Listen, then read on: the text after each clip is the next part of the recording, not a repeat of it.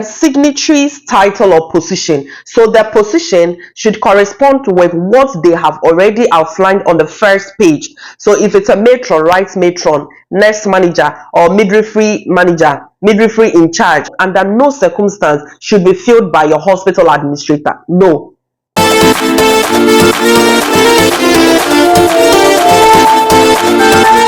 Hello guys, welcome back to my channel. If it's the first time that you are meeting me on the street, this is your girl Nurse Abena, a Ghanaian trained psychiatric nurse practicing in the Republic of Ireland. Any information, any guidance that you would want to have regarding your migration to the Republic of Ireland, as far as you're a registered nurse or midwife, then this channel got the right information for you. Please do subscribe, like, comment, and share. In today's video, I am going to explain the employment forms to you. This is actually one of the relevant documents that if you're a registered nurse or midwife and you are making an application to the Nmbi in order to successfully transfer your license to Ireland and practice here as a registered nurse or midwife, this document is one of the required documents that you need to download from the Nmbi portal. Today in this video, I'm basically going to explain the content of it. If you don't fill it correctly, you are likely to receive a query, and I don't want you to receive a query to prolong your process. So just take a step with me as I take you through. Kindly like, comment, and share, and don't forget to subscribe and hit on the notification button. You will always be notified anytime I post new. As I said, no time to waste. Let's go straight into the employment form. Who is required to fill this form and who is required to sign and stamp those employment forms for you, the registered nurse or midwife who is making an application to the Nmbi in order to transfer your license and join the Irish Nursing Board and practice in Ireland. So if you look at the first page requires you to input your name. That's you, the applicant. So, and this form is strictly for registered nurses and midwives, from whichever. So especially to my fellow African registered nurses and midwives, this is for you. So the first page, you need to fill in your details. So that's your full name and then your date of birth. So in this column, in this very column, this is where you will input your first name and then followed by your surname. And then you move on to the date of birth.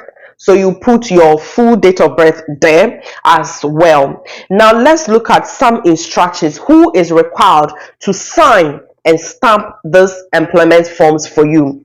The instructions are all outlined here, and you need to go according to the instructions. Let's get to know who is required to sign and stamp your employment forms for you. This is the instructions from the Nursing and Midwifery Board of Ireland, and you need to follow the instructions. So this form must be completed by the Director of Nursing or Midwifery, a matron, a nurse or a midwife manager in the applicant's current or previous place of employment. It should not be completed by the applicant. So you don't have to fill this form. Whoever is going to sign and stamp this form has to fill it all for you. Please include the employer stamp. This is not a stamp of the person signing the form. No, the stamp should be for your facility. So let's say if you are working at Nmbi hospital, it means that if it's your nurse manager that is going to sign, or your DDNS, or your matron, or your nurse or midwifery in charge that is going to fill the form, it is not a DDNS stamp that will be used on this form. It is the hospital stamp. That's the DDNS or the nurse in charge who is signing this form will use. So after signing, she just have to use the hospital stamp. So if it's Nmbi Polyclinic, you use the Nmbi Polyclinic stamp on all the pages of the form. So this is the page that they will begin. So this is it. This is the second page. So what the nurse in charge or whoever is going to sign and stamp needs to input the place of employment. I'm not going to fill it for you, so just fill it along with me. So place of employment. So if it's Nmbi Polyclinic, you write it there. Address of employment. So that is the address of your facility. It has to go into the box. And then the organization website. If your hospital do not have a website, leave this space blank. But if your hospital has a website, then you can put it there. The next one has to do with organization email, and this is where lots of people are receiving queries on their employment form. The email that they are requesting should be an institutional email. Let's say Kukwentumi government hospital at gov dot blah blah blah. No, those kind of institutional emails to identify that this email is relating to an institution and not like Gmail or Yahoo. If your hospital do not have an institutional email, don't worry about that. Whatever email that the hospital is using, whether it's, let's say, Kukwetumi hospital at gmail.com or at yahoo.com, these are all usual email accounts. It is not an institutional email. So if your facility has these kind of emails at Gmail, at Yahoo, at Hotmail, good. These kind of emails, just write it there.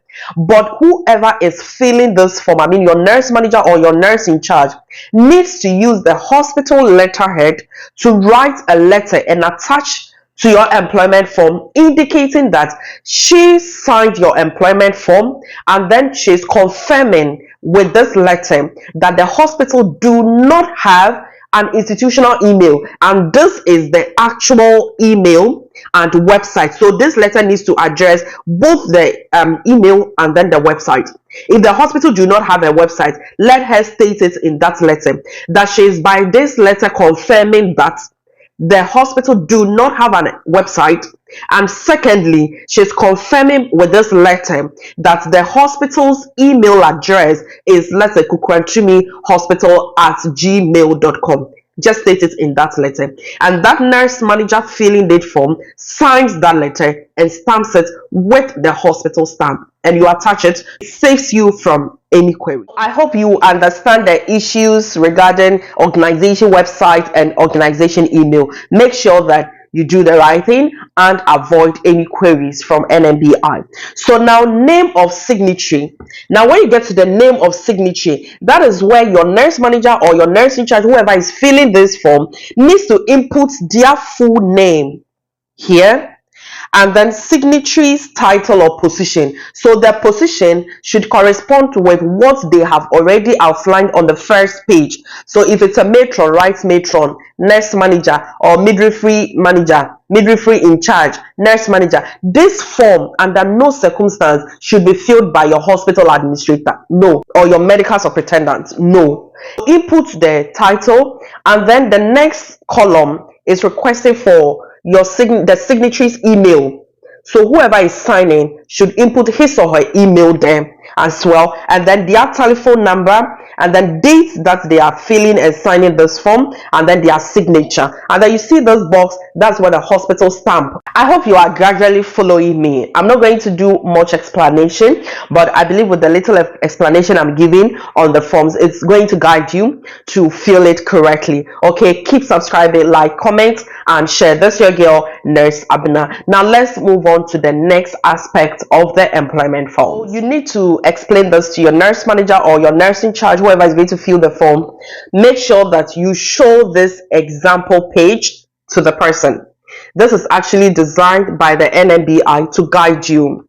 So you have to input your name, so first name followed by surname, and then now look at the example. So the first column is requesting for unit specialty. So it could be, let's say, children's ward, medical ward, female ward, psychiatric acute unit. So whichever ward that you have worked, it comes in the first box, in the first column. The second column is the title or role. At the time where you were on the medical ward, what was your title? Were you a rotation nurse? Were you a staff nurse? So it's in that order. It is best to start from the lowest rank when you began work, and the date should correspond with the time you received your license. So if you received your license at the time when you were done with the rotation, that means that you need to start from staff nurse. But if you were lucky to receive your license at the time when you were doing rotation, then that is when you can actually start your role, your title from, let's say, rotation nurse. But if you have already, let's say, completed rotation before receiving your license, then it means that you need to start from that rank which is staff nurse. So in that order, staff nurse, senior staff nurse, NO, in that order. So now let's get into how to fill in your duties or responsibilities on that particular ward. Remember that you are going to outline your job descriptions according to the unit specialty. So let's say if you were on the medical ward, what were some of the things that you were doing? Always look at the example. They've made it very simple for you.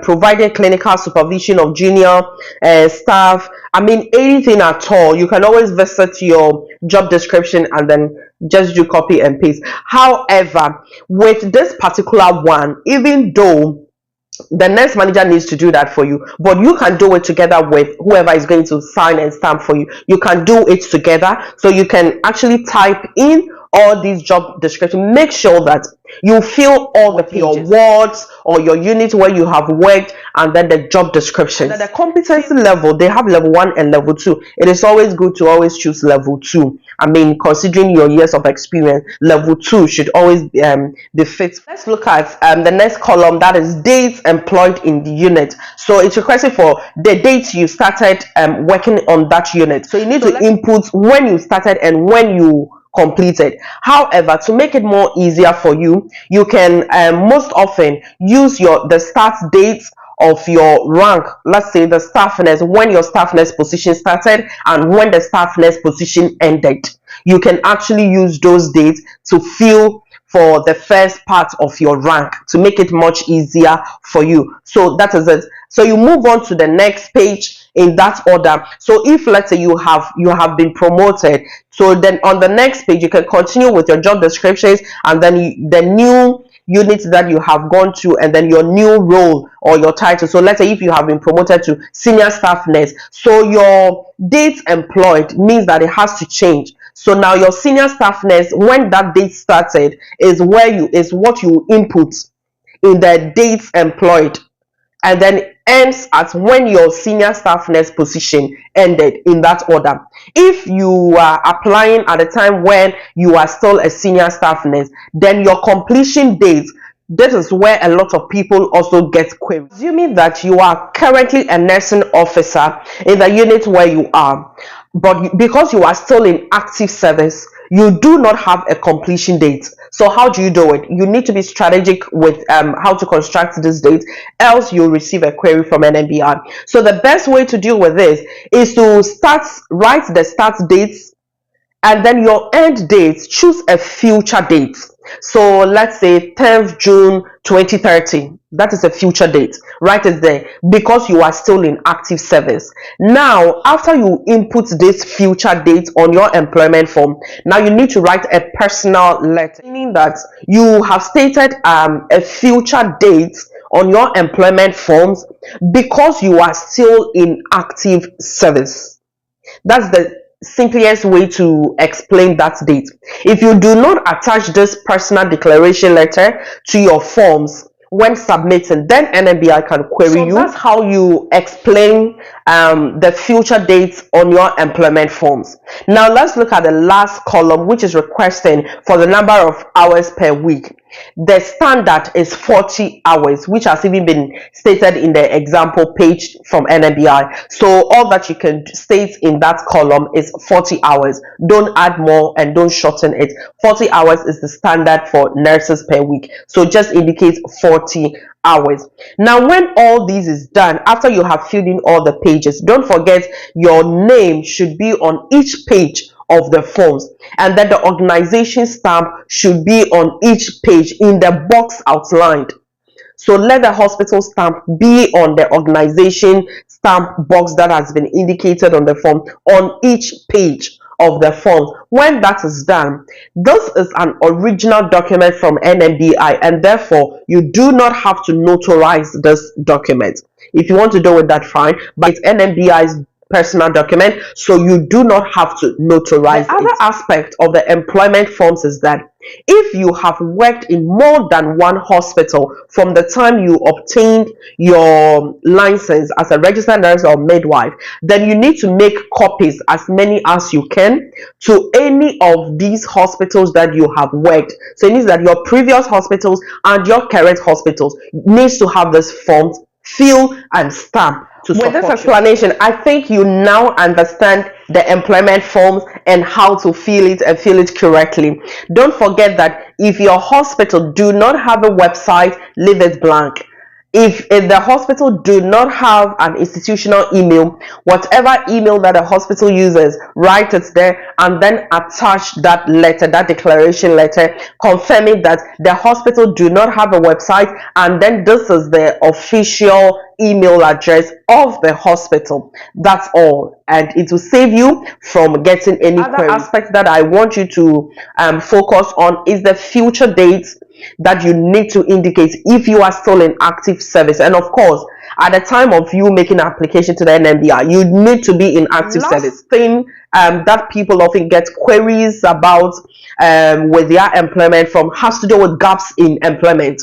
If at any point in time from the time you received it, or even from the time you completed nursing training till the time when you were making an application to Nmbi, if you ever had gaps after school, you sat home to wait for your results and your license, it's a gap. You need to explain from this period to this period I was waiting for results. After results, let's say after national service, you waited, or rotation, you waited for some time before the government posted you. That period where you were home waiting for posting, you need to state in the letter. So this letter should also come from you, the applicant. These are not difficult letters to write. They don't expect much. Just one page letter is okay. Just indicating from these dates to these dates I was doing this, that was why I wasn't working. So that explains your gaps in employment. Because if you are able to attach these three major letters to your employment form, it saves you from any kind of queries from Nmbi. Guys, I hope this explanation about the employment forms